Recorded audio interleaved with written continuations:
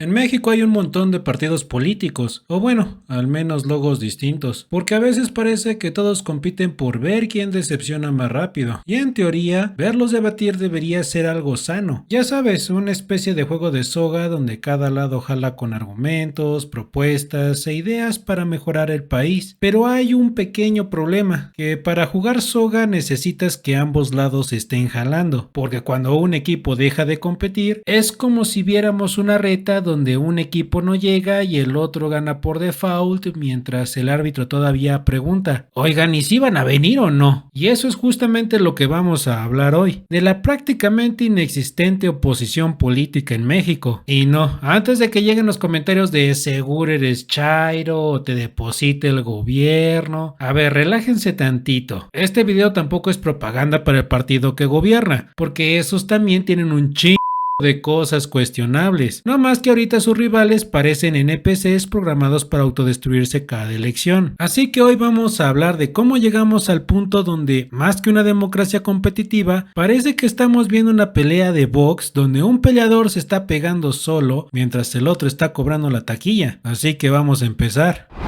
Miren, yo soy bueno en varias cosas, pero experto en nada, porque siempre hay alguien mejor que uno, como dice el dicho, para moreno, moreno y medio. Y esto está bien, nadie nace sabiéndolo todo, excepto los políticos en campaña. Esos, curiosamente, son epidemiólogos, economistas, ingenieros, estrategas militares y hasta directores técnicos de la selección mexicana al mismo tiempo. Pero hay algo importante aquí. Si yo saliera a decir públicamente que soy un experto de algún tema y después me equivoco en algo básico, independientemente de las críticas, yo mismo me sentiría bien pendejo. Y ojo, no hablo de trabarme o pronunciar mal una palabra, porque eso le pasa a cualquiera. Yo hablo de esos momentos donde alguien se autoexpone solito frente a todo el país, como le pasó a Marco Cortés, porque durante una discusión sobre el gusano barrenador, un animalito hermoso cuyo hobby es comerse tejido vivo de animales de sangre caliente, Marco Cortés quiso hablar del tema y terminó dando una respuesta que parecía más examen improvisado de secundaria que postura seria de un dirigente político. Y ahí fue cuando Andrea Chávez le terminó aclarando el asunto. Yo sé también de qué les hablo. Yo soy productor agrícola desde el 2008. Ahorita se hablaba de un problema del gusano barrenador. Pues claro que el gusano barrenador es un grave problema porque si ese gusano entra en la fruta, Estados Unidos te cierra la frontera. Nada más una cosita, el gusano barrenador no afecta a la fruta, afecta al ganado, ¿no? Solamente ese paréntesis. Y miren, más allá del meme y de la carrilla en redes, el problema no es burlarse porque alguien se equivocó. El problema es que estas personas toman decisiones sobre temas reales del país. No estamos hablando de una discusión cualquiera en la peda o de un compa inventando datos para no perder una carne asada. Estamos hablando de funcionarios, dirigentes y legisladores participando en asuntos de interés público con impacto nacional, porque si así improvisan en temas relativamente simples frente a cámaras, imagínense cómo será cuando discuten cosas donde sí se necesita preparación técnica seria, y ahí es donde deja de dar risa y empieza a preocupar.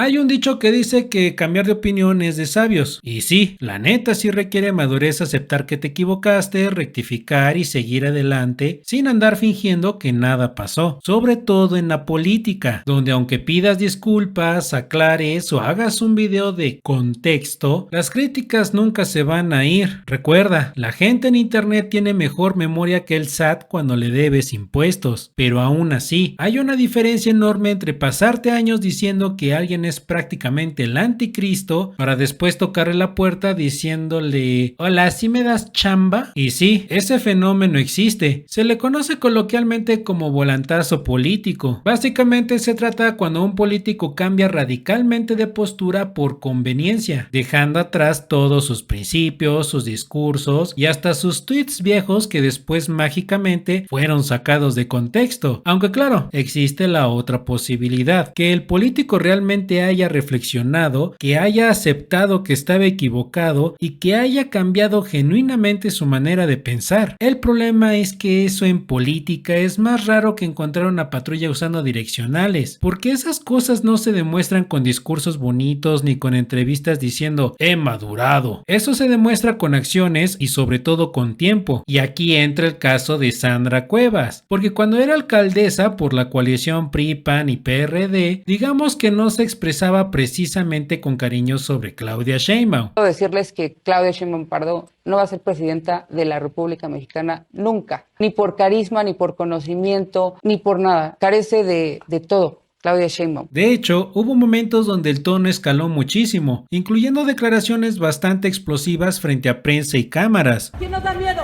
¡Nadie! ¿A qué venimos? ¡A trabajar! ¿A quién le vamos a partir su madre? ¡A Claudia Sheinbaum! Y aquí aplica una ley universal del internet. Todo lo que digas grabado te perseguirá para siempre, porque puedes borrar tweets, entrevistas o videos, pero internet jamás olvida. Lo curioso es que años después, Sandra Cuevas cambió de postura política, intentó impulsar su propio proyecto y muchas de las cosas que quería hacer pues no terminaron funcionando. Curiosamente, empezó a mostrar simpatía hacia Claudia Sheinbaum, que antes criticaba con cierta dureza. Buen día, mexicanas y mexicanos, los saluda Sandra Cuevas, política y empresaria. Hoy hay que sentirnos muy orgullosos de nuestra presidenta de México, la doctora Claudia Sheinbaum Pardo. Está escribiendo una nueva historia en la política de nuestro país. Está siendo reconocida como una de las mandatarias, una de las presidentas mejor evaluadas del mundo, con más del 72% de aprobación por parte de su pueblo. Eso no lo tiene nadie. Incluso está superando en calificación, en aprobación, a Nayib Bukele. Eso ya son palabras mayores. Y claro, ahí empezaron los rumores, que si busca acercarse al partido gobernante para seguir vigente, que si necesita un hueso, que si ella todavía no negocia. Pero miren, la realidad solo la sabe ella. Porque déjenme decirles, si de verdad todo fuera por conveniencia política, sinceramente yo dudo muchísimo que le abran las puertas tan fácil a Sandra Cuevas. Y menos mientras Claudia Sheinbaum sigue en la presidencia. Porque seamos honestos, ¿ustedes aceptarían en su equipo a alguien que hace unos años se expresaba mal de ustedes? Yo nada más digo. Y siguiendo con esta misma línea, sí, obviamente es normal que existan memes de política. La prensa los hace, las redes los hacen, nosotros los hacemos. Tibiritábara, oye. México literalmente sobrevive psicológicamente a punta de memes. Y seguramente si no nos riéramos ya estaríamos todos peleados en un Oxxo por ansiedad colectiva. Pero una cosa es el meme y otra muy distinta es que un funcionario público convierta un debate político en un concurso de secundaria para ver quién humilla más al otro, porque cuando un político ya no tiene argumentos y decide atacar la apariencia física de su contraparte, lo único que demuestra es que llegó al debate con las manos vacías, intelectualmente hablando, y eso es preocupante, porque la gente que está en el Congreso no está ahí para verse bonita, tampoco está para modelar outfits, ni tampoco está para actuar como si se tratara de un programa de espectáculos. Están ahí para discutir temas que afectan a millones de personas, o al menos esa era la idea original del puesto como político, porque si en medio de un debate serio tu mejor estrategia es burlarte del físico de alguien, entonces no estás participando en política, estás haciendo bullying con presupuesto público. Y aquí entra Lili Téllez, porque sí, parte de la política consiste en criticar a tu oposición, eso es completamente normal, cuestionar decisiones, propuestas, contradicciones, ideologías, resultados, pero irte directamente sobre la apariencia física de alguien es otra cosa completamente distinta. Nada más quiero asegurarme, porque no lo veo, si está el diputado Changoleón escuchándolo. Confirmar que el diputado Changoleón lo está escuchando, ¿está aquí? ¡Ah, ahí está! Y además, a la mayoría de los mexicanos, eso nos importa poquísimo. La gente no despierta pensando, ay, ojalá el senador hoy se vea guapo. No, así no funciona. La gente lo que quiere saber es si le alcanza para la renta, si hay seguridad, o si el sistema de salud funciona, o si otra vez el transporte público va a parecer experimento social. Repito, los políticos no están ahí para verse bonitos, están ahí para gobernar y debatir ideas. Por eso mucha gente ya no toma en serio a Lili Téllez, porque ha llegado un punto donde sus intervenciones parecen más clips hechos para Twitter que argumentos construidos para discutir el rumbo del país. Y sí, incluso ya le han apagado el micrófono en algunas ocasiones por las cosas que llega a decir. Que bueno, ya ni parecen debates políticos, parecen más bien comentarios escritos por alguien que se peleó en Facebook con su tío después de 3 caguamas. También tenemos a los exagerados, esos que convierten cualquier cosa en una tragedia digna de documental de Netflix, como el caso de Santiago Krill, quien en una conferencia llegó a mencionar que el expresidente Andrés Manuel López Obrador lo discriminaba en las mañaneras por su color de piel y el color de sus ojos. Ya han hecho muchas campañas en mi contra de muchos tipos. En las mañaneras he sido objeto de infundios, he sido objeto de ataques, no solamente a mí, a mi familia, al color de mi piel, al color de mis ojos. Y aquí es donde Internet hizo lo que mejor sabe hacer, dividirse en dos bandos, unos diciendo que eso nunca pasó y otros que ya estaban editando el clip con música triste y zoom dramático. Al color de mi piel, al color de mis ojos.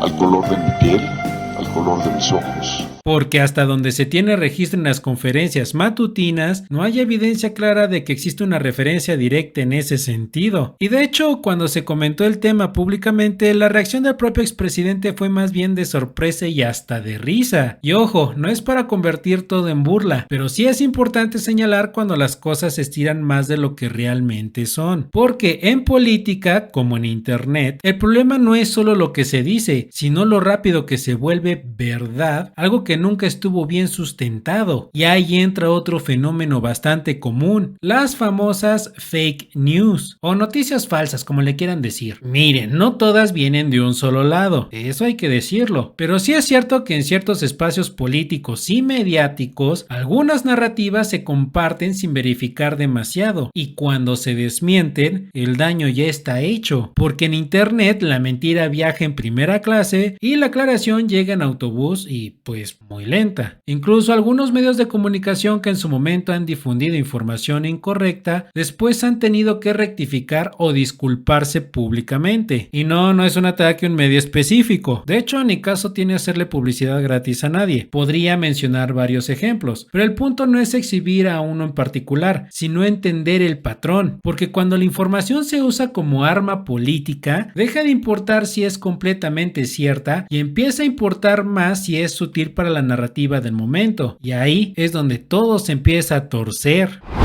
Y por si esto pareciera poco, hay momentos donde la oposición política deja de ser debate y se convierte en algo más cercano a un reality show, porque a veces en la práctica la política mexicana tiene niveles de, digamos, calor emocional que no se ve ni en un final de telenovela. Aquí hay un punto importante: Gerardo Fernández Noroña. Gerardo Fernández Noroña es una figura que abiertamente simpatiza con el gobierno actual y llegó a ocupar la presidencia de la mesa directiva del Senado de la República. En varios debates se le ha señalado por posturas percibidas como inclinadas hacia el bloque gobernante, lo cual obviamente genera fricción constante con la oposición. Uno de ellos involucró al dirigente del PRI, Alejandro Moreno Cárdenas, que tras un conflicto relacionado con tiempos y dinámicas de debates, terminó enfrentándose directamente con Noroña en una situación que escaló hasta lo físico. Y aquí es donde la política deja de parecer debate y empieza a parecer el quien se desespera primero pierde.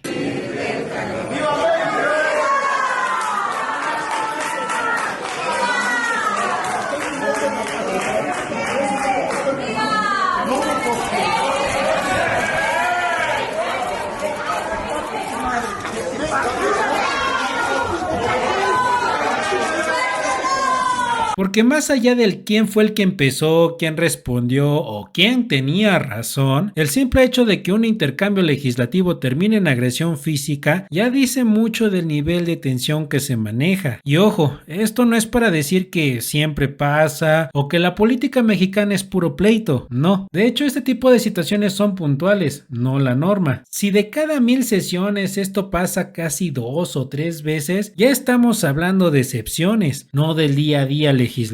Pero esas excepciones son las que más ruido hacen, porque claro, un debate civilizado no se vuelve viral, pero una discusión subida de tono, sí. Y también hay que decirlo, no todos los perfiles políticos son adecuados para cualquier rol. Por ejemplo, yo no pondría a Alejandro Moreno a resolver temas de relaciones exteriores de México porque no tiene control emocional, no es diplomático y no tiene la capacidad de construir acuerdos que beneficien al país. Acuerdos que lo beneficien a él, sí, eso está está clarísimo con el patrimonio que tiene, que es buenísimo para beneficiarse él mismo, pero para ayudar aunque sea tantito al país, ha demostrado que no. Y en ese sentido, hay muchas otras figuras que claramente generan dudas sobre ese tipo de escenarios, porque eso ya es otro nivel de responsabilidad. Y miren, este video podría seguir y seguir y seguir. Literalmente podría ser uno de 4 horas o incluso más, explicando cómo la oposición política en México brilla por su ausencia, como cuando Xóchitl Gálvez puso en un pizarrón un supuesto vínculo entre Andrés Manuel López Obrador con una figura histórica del pasado político del país. Y mire, voy a aprovechar antes de responder a las preguntas que se hicieron para actualizarle su calendario político.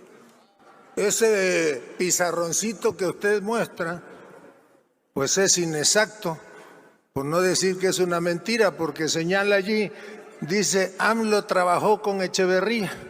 Nada más que se le olvida que el hoy presidente de la República en 1970, por si no se acuerda que Echeverría fue presidente de México del 70 al 76, 1970, cursaba el segundo año de preparatoria, en una preparatoria en Villahermosa. O cuando en algunos debates se intenta meter la idea de inclusión, pero la ejecución termina siendo, digamos, un poco torpe.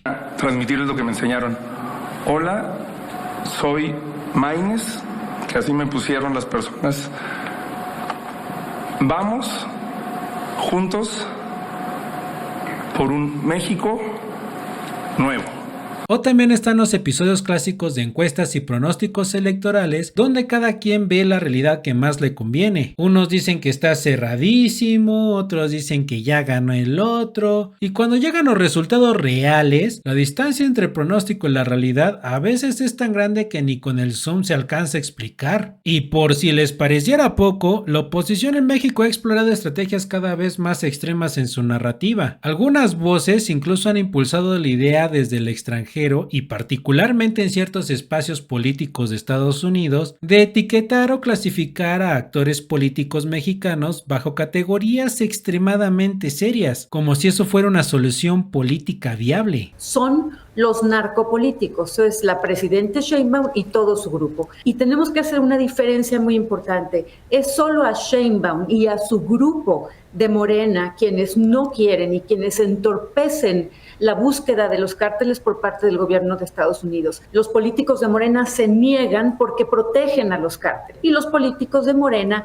se niegan porque están coludidos con los cárteles e incluso usó el himno nacional mexicano para señalar al gobierno estadounidense como enemigo solo porque el gobierno estadounidense ofrece ayuda contra los cárteles y es la única Sheinbaum que en el mundo de los presidentes que respaldó al dictador de Venezuela. Vivo prácticamente encerrada porque con quienes trabajo en el Senado son narcopolíticos cuidados y protegidos abiertamente por la presidenta de México. El problema es que ella no quiere porque hay una asociación y tenemos que hacer una diferencia muy importante. Es solo a Sheinbaum y a su grupo de Morena, es solo a Sheinbaum y a su grupo de Morena, es solo a Sheinbaum, es solo a Sheinbaum, es solo a Sheinbaum, es solo a Sheinbaum, es solo a Sheinbaum y a su grupo de Morena quienes no quieren y quienes entorpecen la búsqueda de los cárteles por parte del gobierno de Estados Unidos. Ya los están investigando, ya los están imputando, los van a extraditar y hay que hacer que los metan a la cárcel. Esto, por supuesto, se ha usado como parte del debate político y mediático, especialmente en torno a acusaciones o señalamientos de vínculos de algunos funcionarios públicos con el crimen organizado. Pero aquí es importante matizar, esos señalamientos no aplican de forma generalizada ni están judicialmente determinados en todos los casos. Y entonces llegamos a la pregunta incómoda. Más allá del ruido, las acusaciones cruzadas y las narrativas de todos los bandos, ¿qué se propone, qué se construye y qué soluciones reales se están poniendo sobre la mesa? Porque criticar es fácil, eso hasta yo lo hago, pero gobernar, proponer y sostener una idea en el tiempo, eso no es fácil. Pero bueno, miren, yo ya no voy a alargar más el tema de la oposición, porque honestamente esto daría para capítulos enteros y probablemente también daría para para discusiones infinitas en internet donde nadie cambia de opinión y todos creen tener la razón. Así que lo dejamos hasta aquí. Yo soy Corzo y aquí la oposición no necesita más tiempo, necesita empezar a existir. Adiós.